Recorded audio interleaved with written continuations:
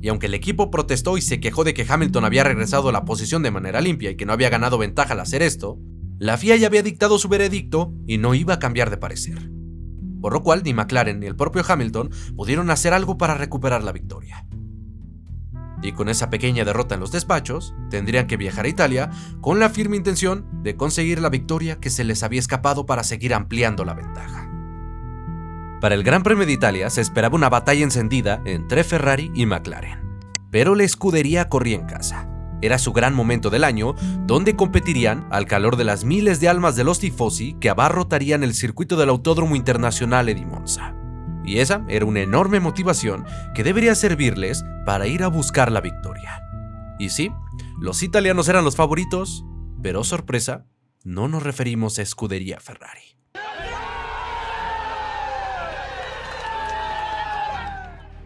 Ese que están viendo es un Toro Rosso. Un Toro Rosso haciendo la pole position en el Gran Premio de Italia. Una pole, obra de un joven talentoso llamado Sebastian Vettel, quien haciendo algo totalmente impensable, les arrebataría a todos la primera posición en la parrilla de salida con su modesto monoplaza, sorprendiendo a propios y extraños del deporte del automovilismo. Pero para el domingo, la carrera planteaba un escenario muy complicado. Una lluvia torrencial que azotó el trazado italiano, y que evidentemente haría extremadamente complicada la carrera para todos los pilotos presentes. Gracias a esta intensa lluvia, el Gran Premio se tendría que largar en condiciones de safety car, algo que le vendría de maravilla a Vettel, pues no tendría que defender su primer lugar en la arrancada. Y él se dedicó a hacer su Gran Premio, a buscar esa victoria y a correr en el circuito como nadie más lo estaba haciendo. Y no cayendo en presiones, no cometiendo errores y siendo más rápido que nadie, lograría una apuesta difícil de predecir. Ganaría la carrera y conseguiría su primera victoria para él y la primera para el modesto equipo Toro Rosso. Esta había sido una de las mayores sorpresas del 2008. Vettel había hecho historia llevando a su equipo italiano a ganar en casa. Pero créanme que el 2008, a pesar de estar cerca de terminar, no estaba ni cerca de finalizar con las carreras que harían historia en la máxima categoría del automovilismo.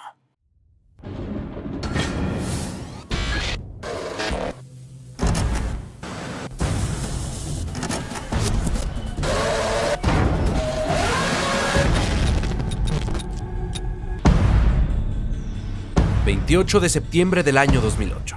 un día en el que el Gran Circo haría algo nunca antes visto. Correr bajo la luz artificial de cientos de focos para tener el primer Gran Premio nocturno de la historia de la Fórmula 1. La encargada de esto sería en las calles de Marina Bay en Singapur, que por primera vez albergaría una competición de F1 en su historia, en un trazado que sería demandante y que nos daría dos sorpresas totalmente diferentes. La primera es la victoria de Fernando Alonso, habiendo salido desde la posición 15 en este circuito tan ratonero. Y la otra sorpresa es que esta sería una de las victorias más empañadas, sucias y antideportivas de la historia del equipo Renault. Y te preguntarás, ¿cómo es esto siquiera posible? ¿Qué tiene que ver Fernando con una de las artimañas más sucias de la historia de la Fórmula 1? Bueno, para entender esta situación, tendremos que rebobinar en el tiempo hasta la clasificación de esa misma carrera. Renault y Alonso llevaban todo el año sin haber podido conseguir ni una sola victoria. Los franceses no tenían un auto competitivo como en 2005-2006, pero para Singapur las sensaciones eran muy buenas con respecto al ritmo que se podía desplegar. Sin embargo, durante la clasificación, los sueños y esperanzas de Alonso tendrían un muy duro golpe. Esto al tener que abandonar la Q2 por un fallo de fiabilidad en su monoplaza que lo obligaría a salir en la 15ª posición, y en un circuito tan complicado como Marina Bay parecía que conseguir un buen resultado saliendo desde ese lugar sería algo totalmente imposible. Viendo el desastre que se le veía encima, al jefe de equipo de los franceses, Flavio Briatore, se le ocurrió la posibilidad de amañar la carrera, provocando una situación que favorecería al propio Fernando. Provocar un accidente con su segundo piloto Nelson Piquet Jr. para ayudar estratégicamente al nano y que así, beneficiado por la estrategia, pudiera ganar un montón de posiciones. El plan era que el piloto se estrellara en la curva número 17, lugar donde no había escapatorias, para forzar la aparición de un safety car al necesitar una grúa para poder retirar el monoplaza de una zona tan complicada. Y Piquet Jr., sometido a una enorme presión por el tema de la renovación de su contrato, aceptaría realizar la jugada sucia para el equipo francés. Toda esta jugada estaba preparada, y el día domingo era el momento en el que este sucio ballet se pusiera en marcha.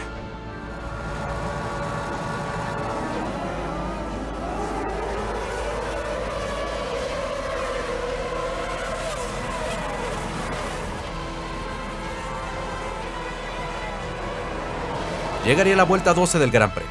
Alonso sería el primero en hacer su detención a boxes en una detención muy tempranera. Y para la vuelta 15, era el turno de ejecutar la maniobra por parte de Nelson Piquet. El ballet había sido ejecutado de manera perfecta, tanto por parte de Renault como por parte de Piquet. Y en ese entonces, las reglas indicaban que durante un safety car, los boxes se cerrarían y nadie podría detenerse hasta que todos los autos se alinearan detrás del safety car y la línea de pit lane se abriera para todo el mundo. Por ende, cuando todos se detuvieran, todos serían jodidos con esta estrategia. Y Fernando tomaría la punta de este Gran Premio. Había pilotos que tuvieron que parar por combustible y les cayó un stop and go por esto. Pero lo peor le tocaría al contendiente al título Felipe Massa, pues al momento de la detención, su semáforo se puso en verde, pero su equipo no le había retirado la manguera de combustible, y al arrancar, este se la llevaría, provocando que tuviera que detenerse al final del pit lane para que su equipo la retirase y este pudiera seguir con la competencia. Una vez que los mecánicos arribaron a donde estaba el monoplaza, tardaron bastante en quitarla. Y el poleman del Gran Premio de Singapur, aquel que venía dominando a placer la competencia, terminó siendo relegado hasta el fondo de la tabla. Pero esto, además de caerle muy mal a Massa, le cayó perfecto a Lewis Hamilton, quien sumaría bastantes puntos al final, logrando terminar en la tercera posición. Y con su rival, terminando fuera de los casilleros de puntos por esta maniobra desafortunada. Pero obviamente, el máximo beneficiado de todo esto fue Fernando, quien había ganado la carrera ante el amaño de su equipo. Obviamente muchas personas dentro del paddock acusaban a Renault de la tremenda coincidencia que había resultado ser esto, y donde no dudaron en señalar que el equipo lo había hecho a propósito. Sin embargo, Pat Simmons, Flavio Briatore y Renault solamente se encargaron de tratar de minimizar las acusaciones, alegando que simplemente le atribuían el resultado a la buena suerte. Y la FIA originalmente calificó el golpe como un simple incidente de carrera, y en un principio no realizaron ningún tipo de investigación porque alegaron que no se podía hacer nada solamente por simples especulaciones. Y el resultado y el buen nombre de Renault se mantuvieron resguardados lo que restó del 2008 y parte del 2009, ya que este amaño se hizo público justamente a mediados de la temporada siguiente. Pero los resultados de aquella investigación te los contaremos en campañas históricas cuando toque rememorar la temporada 2009. Para este punto quedaban 3 carreras y solamente 30 puntos en juego. Los máximos aspirantes a la corona eran Lewis Hamilton y Felipe Massa, separados por 7 puntos. Un poquito más atrás estaba Robert Kubica, pero mucho más lejos se encontraban Kimi Raikkonen y Nick Heidfeld, con más de 25 puntos de diferencia y requiriendo un milagro para poder seguir aspirando a la corona. Y anteriormente te contamos que BMW, al seguir en el juego por el título, seguiría con la carrera de desarrollo de su actual monoplaza. Pues la realidad es que no, los engañé como ellos a nosotros. Pues el equipo, al igual que el resto de escuderías, a excepción de Ferrari y McLaren, a mitad de la temporada pasaría directamente a desarrollar el auto de 2009, olvidándose del 2008, ya que ellos creían que no estaban a la altura de los equipos principales, y si estaban en esos puestos era por tener un auto rápido, sí, pero también por tener un monoplaza bastante fiable. Y para 2009, ellos apostaban a un enfoque tempranero para poder dominar la campaña con el revolucionario sistema KERS refrigerado por aire y con un auto rápido en la aerodinámica que iba a ser bastante importante en aquella campaña. Y pensando en todos los beneficios que podían obtener, apostaron pensando mejor en dominar el 2009. Lo que dejó sin armas a Kubica, que resistía como podía en esta pelea, pero donde era evidente que ya estaba lejos en ritmo de McLaren y Ferrari. Y ese enfoque no solo les estaba costando la temporada, sino también su permanencia en la Fórmula 1, pero esa historia no nos compete para 2008. En el siguiente Gran Premio de la temporada en Japón, es evidente que algunos podían caerse directamente de la contienda por la gloria, y Fuji sería el encargado de ser el filtro para los 5 aspirantes al título que aún quedaban en esta campaña. Pero Lewis Hamilton, quien lideraba la tabla, quería asegurar el título lo más rápido posible para evitar que le sucediese algo parecido a la campaña 2007. Y su muestra de intenciones fue la pole position que se marcó en el trazado donde ganó un año antes. Y teniendo a Felipe Massa en la 5ª posición, ante él se vislumbraba una gran oportunidad para irse aún más lejos en esta pelea. Era obvio que entre todos los candidatos se podía sentir el miedo, la tensión y el nerviosismo de esa corona de pilotos que tanto querían. Y en el momento en el que se apagaría el semáforo en el circuito de Fuji, empezarían las 3 últimas carreras que marcarían el destino de una histórica temporada.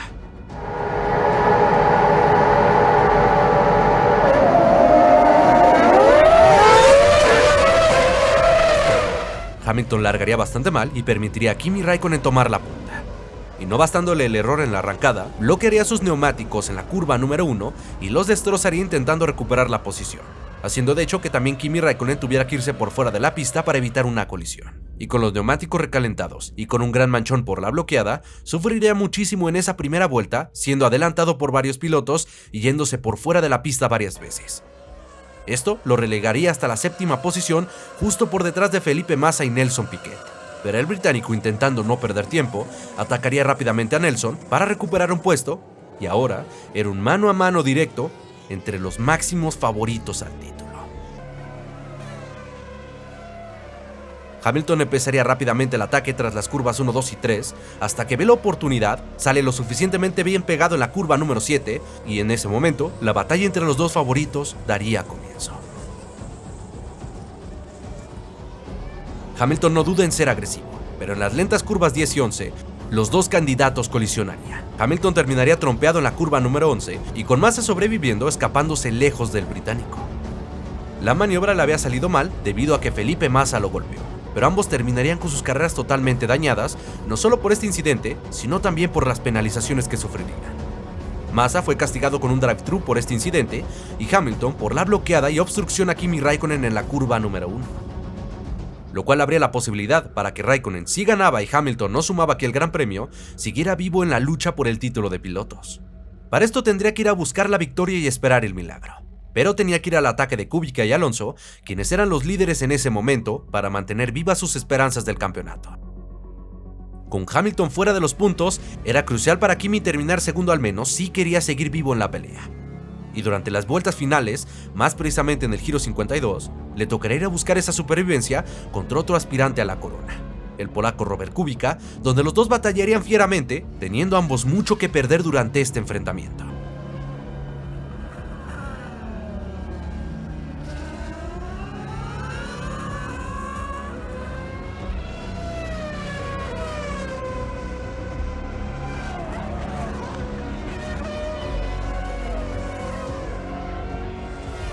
Kubica aguantaría el temple y resistiría la batalla al menos de momento.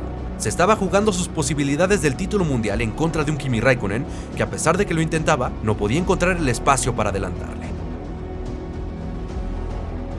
Esto había permitido a Alonso, el líder, escaparse ligeramente y que al llegar la vuelta 67, la bandera cuadros cayera, con Nano como el ganador, con Robert Kubica segundo sumando más puntos que Massa y Hamilton, pero Raikkonen tercero y matemáticamente eliminado de la lucha por el título de pilotos. Por lo que la campaña 2008 nos traería a un nuevo campeón del mundo de la Fórmula 1. Quedaban 2 carreras y solo 3 aspirantes a la gloria. Hamilton líder con 84 puntos, Massa segundo con 79 y Robert Kubica tercero con 72 puntos. Pero el que tenía todo de cara para ser campeón era Hamilton, quien podía aspirar al título en el circuito donde un año antes perdió la corona de manera muy dramática. Cuidado que está en la puzolana. Se ha agachado en la puzolana. Para ello, tendría que ganar y que Massa quedara detrás de la 5ª plaza, y la corona sería totalmente suya en 2008. Hamilton sí, dominaría el Gran Premio chino, pero Massa terminaría en la 2ª posición. Y con ese resultado el británico no podía aspirar al título, al menos en ese Gran Premio. Pero lo que sí lograrían sería matar las opciones de Robert Kubica. Las cartas de nuevo, como un año antes, estaban a su favor. Él lideraba el mundial de cara a la última carrera del año y con simplemente terminar quinto, y si ese lo quisiese Massa, él sería el campeón del mundo. Pero una situación así ya le había pasado un año antes. Lewis sabía lo que era perder el título en la última carrera del año, y para hacerlo más difícil, correría en casa de su rival y aspirante al título. Justamente en la casa de Felipe Massa. Un Massa que tendría una oportunidad única en la vida. Una oportunidad que significaba luchar por una corona y donde de ganarla, lo haría delante de su gente. Evidentemente, matemáticamente hablando, las posibilidades no estaban a su favor, pero en este mundo de la Fórmula 1 todo puede pasar. Interlagos sería el escenario final de esta batalla. Brasil estaba lista para cerrar el telón de una mágica temporada. La batalla estaba servida. Felipe Massa versus Lewis Hamilton, Ferrari versus McLaren.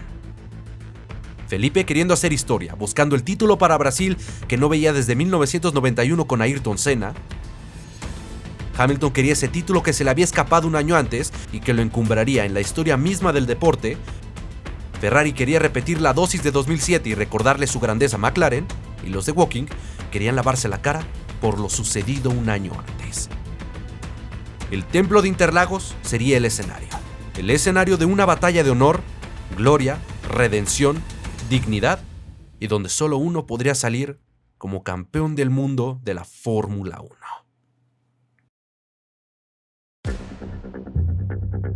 2 de noviembre del año 2008. El día marcado en el calendario para un final histórico entre dos marcas que llevan años batallando. Una rivalidad que ha visto...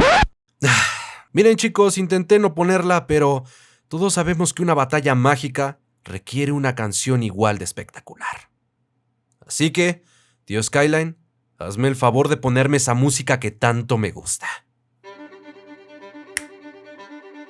Espero estén listos para uno de los mejores finales de la historia de la Fórmula 1. 2 de noviembre del año 2008. El día marcado en el calendario para un final histórico entre dos marcas que llevan años batallando. Una rivalidad entre grandes marcas que ha visto batallar a grandes nombres como Hunt vs Lauda, Senna vs Prost, Häkkinen vs Schumacher, y ahora tocaba el turno de Lewis Hamilton vs Felipe Massa. Una batalla entre un británico y un brasileño, con dos historias diferentes una de la otra, donde cualquiera de los dos se merecería el título, pero donde solo uno podría ser campeón del mundo. Massa mostraba sus ganas de quedarse con la corona, llevándose la pole position ante su gente, esto con una vuelta insuperable. Lewis solo podría terminar en la cuarta posición, pero ese resultado le bastaba para ser campeón. Solo tendría que aguantar 71 vueltas en Interlagos en ese lugar, y el título sería totalmente suyo. La carrera pintaba para ser espectacular. Una batalla al título alocada se venía, a tal punto que Kenny Tlaloc quería perdérsela, ya que minutos antes del Gran Premio, el cielo se cayó en Interlagos, lo que obligó a retrasar el arranque 10 minutos para que los equipos pudieran cambiar de neumáticos y ajustar los coches a las difíciles condiciones que había en ese momento. No les tengo ni que decir que la tensión ya era palpable, pero pasados los 10 minutos, con los autos formados en la grilla, las luces apagándose, era la hora de una de las batallas finales más legendarias de la historia de la Fórmula 1.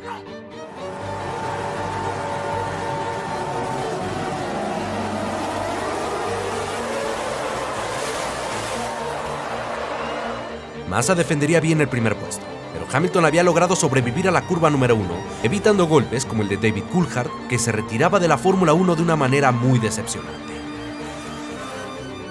Un accidente que provocaría la aparición del safety car. Este se iría a las pocas vueltas, pero la lluvia se había detenido. Por lo cual, era el momento de ver quién acertaba, quién daba el primer golpe estratégico pasando a montar neumáticos de seco. Algunos pilotos como Vettel, Alonso o Rosberg harían sus respectivas detenciones tratando de anticiparse estratégicamente. Pero pasadas 10 vueltas, sería Felipe Massa quien haría su detención por neumáticos secos. Hamilton se detendría una vuelta después dando cierta ventaja a Massa en esta pelea, y esa decisión terminaría siendo un error estratégicamente hablando por parte de los británicos. Porque Hamilton quedaría relegado hasta el séptimo puesto, ya que Vettel, Alonso y el Force India de Giancarlo Fisichella se le colaron gracias a detenerse antes. Por lo cual, ahora Hamilton con el primer puesto de Felipe Massa estaba perdiendo el título mundial de pilotos en ese momento, y tendría que ir a jugárselo, adelantando a Jarno Trulli y a Giancarlo Fisichella. A las pocas vueltas, Hamilton aprovecharía un error del piloto de Toyota para adelantarle e irse sexto en la tabla. Ahora solo tenía que ir a por el Force India y amarrarse en esa quinta posición. Pero las cosas tampoco estaban fáciles arriba, ya que Massa sufriría con el ataque de Sebastián Vettel y un Fernando Alonso dispuesto a pescar si se le abría alguna oportunidad. Pero Hamilton tenía que preocuparse por sí mismo. Era mejor que adelantar a Fisichella y no esperar que algo le pasara a Massa o que alguien lo adelantase. Y este buscaría un espacio teniendo un auto más rápido, pero tampoco teniendo las cosas sencillas. Hamilton no estaba encontrando el espacio para hacer el adelantamiento. y tenía que realizarlo antes de que Sebastián Bourdais o Timo Glock lo alcanzaran y volvieran su travesía mucho más difícil. Pero en la vuelta 18, saliendo bien pegado al Force India, haría el ataque, aprovechando su agresividad natural.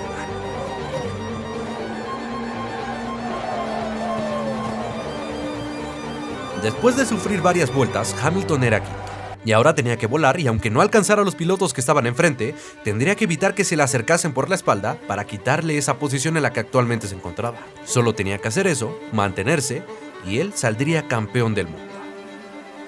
Y a partir de ese momento, la carrera se estabilizaría muchísimo. Vettel parecía ser una amenaza a la victoria de Felipe Massa, pero el brasileño, en casa, evitaba cualquier intento de adelantamiento o cualquier susto por parte del piloto alemán. Y en la estrategia dormirían a Toro Rosso para seguir dominando aquel gran premio. Pero Hamilton se encontraba quinto, en tierra de absolutamente nadie, pero en la posición que necesitaba para ser campeón del mundo. Aunque gracias a una detención tempranera de Sebastian Vettel y a una estrategia de 3 detenciones en pits, recuperaría un lugar y se ubicaría cuarto en esta pelea. Pasadas algunas vueltas, el juego estratégico de cada equipo se haría presente. La detención de Felipe Massa, Timo Glock, quien presionaba a Lewis Hamilton, se detendría haciendo una muy mala parada y eventualmente Hamilton haría lo propio. Y faltando 30 vueltas, Hamilton se encontraba quinto detrás de Felipe Massa, Alonso, Vettel y Kimi Räikkönen. Pero como les dijimos anteriormente, Vettel se jugaría a ir a una tercera detención en boxes y eso lo haría heredar el cuarto puesto nuevamente en el momento en el que volviese a hacer la detención. Y Hamilton pasaría a la cuarta posición. Pero obviamente el alemán iba a volar con neumáticos frescos, pero incluso aunque eventualmente le alcanzara y le adelantara, él seguiría en el puesto que necesitaba para ser campeón, por lo que la pelea y la carrera estaban totalmente estabilizadas. Pero les dijimos que Tlaloc no quería perderse este gran premio, y por Dios que no lo iba a hacer. El cielo volvía a ponerse oscuro y se volvía una amenaza. Lo que menos necesitaba Hamilton estaba a punto de suceder. La lluvia iba a llegar. Y para este punto, Vettel estaba presionando muchísimo a Lewis Hamilton, pero este como podía, lograba defenderse y evitar el ataque.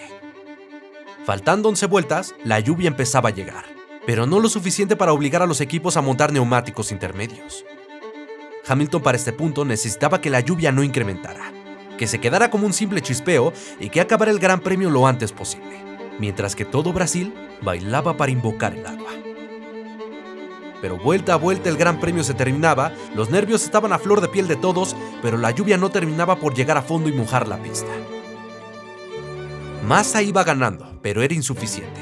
Él necesitaba el agua y con ella alguna situación que mandara a Hamilton a la sexta posición. Mientras tanto, Hamilton seguía sufriendo con el ataque de Vettel. Era un momento demasiado tenso, hasta que a 7 vueltas del final, el agua por fin aparecería. Todos los mecánicos saldrían rápidamente para empezar con la fiesta de cambios de neumáticos de seco a lluvia. Y faltando 5 giros para el final, Räikkönen, Hamilton, Vettel y Massa entrarían en boxes para montar estos neumáticos intermedios. Con lo que no contaban es que Toyota decidiría jugarse un all-in, como se le conoce en el póker, un todo o nada. No entrarían en boxes y simplemente esperarían a que la lluvia nunca apareciera, tratando así de defender una posición que les podría venir bastante bien en los puntos para el campeonato de constructores. Toyota ya les había creado una oportunidad, pero Hamilton seguía en la quinta posición, aunque eso sí, presionado fuertemente por Sebastian Vettel. Y si este le arrebataba la posición, el británico estaría en muy serios problemas. A falta de 3 vueltas la cosa estaba muy complicada. Vettel era la única esperanza de los brasileños y un auténtico dolor de cabeza para Hamilton. Pero faltando metros para su coronación, entrando a la curva de Mergulo, empezaría el drama más histórico de la Fórmula 1. Bueno, le pasa como un avión. Cuidado que Un BMW se estaba desdoblando. Hamilton se distrae, se va ancho en la curva de Junção y es adelantado por Sebastian Vettel. Brasil estalla. Hamilton estaba sexto, Massa era el campeón del mundo y ahora Hamilton tenía 2 vueltas para recuperar el quinto puesto y recuperar el lugar que le daría el título mundial de pilotos. Pero esto no sería nada fácil. La lluvia incrementaría su fuerza y esto le haría mucho más difícil el poder hacer la maniobra de adelantamiento en contra de Sebastian Vettel. Serían las 2 vueltas más angustiantes y difíciles de la historia para el británico, que estaba a punto de perder de nuevo en el escenario donde en 2007 también se le había escapado la corona que tenía prácticamente ganada. Massa cruzaría la meta para encarar la última vuelta. La vuelta más larga de la historia para Felipe Massa y la más corta para Lewis Hamilton. Felipe solo tenía que terminar. Hamilton necesitaba adelantar a un piloto, pero por más que lo intentaba no estaba pudiendo hacerlo. Todo se estaba terminando para el británico, que estaba a punto de perder de nueva cuenta históricamente un título mundial. Pero esto era justamente lo que quería Brasil. Massa cruzaría la línea de meta, acabaría el Gran Premio, Brasil estallaría y por ese instante, él era el campeón del mundo. Pero tenía que esperar a Lewis. Un Lewis que simplemente no podía. Faltando unos metros, todo parecía perdido. Hamilton volvería a caer en este mundial ante una Ferrari que estaba a punto de volver a probar el sabor de la gloria. Interlagos era una fiesta que estaba a punto de celebrar a su campeón. Hasta que en la última curva de la última vuelta del último Gran Premio del año, el milagro se aparecería. Starts to creep in for Lewis Hamilton. Raikkonen stirred, and is that Glock? Is that Glock going slowly? It is. That's Glock. Oh my goodness me! Hamilton's back in position again. 100,000 local hearts sink in the grandstands. It's handed the place back to Hamilton. He comes through, and if I'm absolutely right, I'm sure that he is going to claim fifth place. Hamilton cruzaría la línea de meta en la quinta posición, y esto lo acreditaba como el campeón del mundo de la temporada 2008.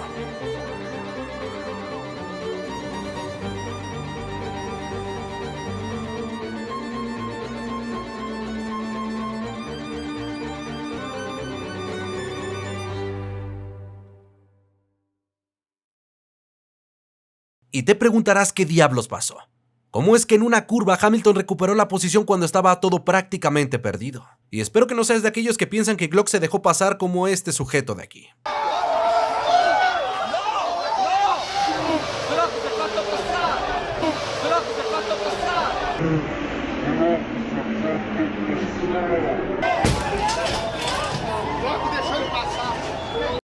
No, amiguitos, Glock no fue antideportivo. En esas dos últimas vueltas, la lluvia se había intensificado y si pusiste atención, recordarás que te comentamos que Toyota se la jugó a no cambiar de neumáticos. Por lo que, cuando el agua se intensificó, conducir su monoplaza con neumáticos de seco se volvió totalmente un infierno. Y con la nula tracción que tenía, perdió el tiempo suficiente para ser adelantado por Sebastian Vettel y por Lewis Hamilton. Pero en esas condiciones, el simple hecho de no salirse fue un milagro total para él. Como el milagro de que Lewis Hamilton, cuando todo parecía perdido, se encontrara con el título mundial en el lugar más inesperado. La lluvia provocó una oportunidad de oro para Felipe Massa y la misma lluvia le arrebató el sueño de ser campeón del mundo. Las caras eran totalmente opuestas. Hamilton, extasiado, era el campeón del mundo. En su segunda temporada había obtenido la corona que tanto había deseado y se convertiría en ese momento en el campeón del mundo más joven de la historia. Massa había ganado la carrera, pero era evidente que estaba desconsolado. Fue campeón por 30 segundos y de la forma más rompecorazones posible, perdió frente a su pueblo. Aunque cayó con la mirada viendo al sol, porque aun querido, fue con su gente a agradecerles por no haberlo dejado solo en ningún momento durante la temporada. 2008 significó un mundial legendario en toda la extensión de la palabra. Un mundial que literalmente se definió en los últimos metros. Un mundial que tuvo polémica, grandes batallas, enfrentamientos legendarios y un campeón del mundo que sin saberlo se volvería uno de los más grandes estadísticamente hablando de la historia del deporte. Hamilton consiguió al final de cuentas el título de pilotos, en el que para mí es el mejor final de la historia de la Fórmula 1. McLaren había logrado conseguir la corona de pilotos, pero la gloria de constructores fue a dar a Maranello, ya que los de Italia fueron campeones del mundo de equipos, aunque parecía que poco les importaba al haber perdido el de pilotos. Si quieren para mí la definición de una historia dramática, la temporada 2008 es el mejor ejemplo, y para mí una de las campañas más históricas de todos los tiempos, además de una de las mejores temporadas de la historia. Una temporada que podríamos definir como legendaria, sorpresiva, llena de momentos de tensión que no nos soltaron el brazo hasta literalmente la última curva de la última vuelta del último Gran Premio del año. Pero aquí es donde te pregunto, ¿cómo viviste aquel Mundial 2008? ¿A quién apoyabas en esta particular pelea Y sobre todo me gustaría saber qué otras temporadas históricas te gustaría que contáramos en este tu canal de Skyline Racing. Háganme saber todas sus opiniones en la parte de los comentarios, que créanme que estaremos encantados de leerlos, a todos y cada uno de ustedes, solo que una pequeña aclaración. Ninguna temporada que haya salido ya en Rivalidades Legendarias o la temporada 2021 formará parte de esta serie de campañas históricas. Pero déjanos saber cuál te gustaría que tocáramos de entre todas las temporadas mágicas que hemos tenido en esta categoría. Háganme saber todas sus opiniones en la parte de los comentarios, que créanme que estaré encantado de leerlos a todos y cada uno de ustedes. Y con esto, damas y caballeros, el primer capítulo de campañas históricas ha llegado a su fin. Pero si este video te ha gustado, regálame un pulgar arriba, suscríbete a este canal, activa las notificaciones para que sepas cuando estoy subiendo un nuevo video y comparte este con tus amigos. También así te invito a seguirnos en nuestras cuentas de Instagram y Twitter, cuyo link estará en la descripción de este video. Y ahora sí, chicos, el tío Skyline se les va de vacaciones un mes. No subiremos contenido, pero regresaremos con todo en este 2023 para que sigamos siendo el canal de su preferencia con respecto a entretenimiento de Fórmula 1. Así que, no me queda más que decirles feliz año 2023, chicos, y nos vemos en un mes para volver a continuar con esta aventura de Skyline Racing. Gracias por sintonizarnos y hasta luego.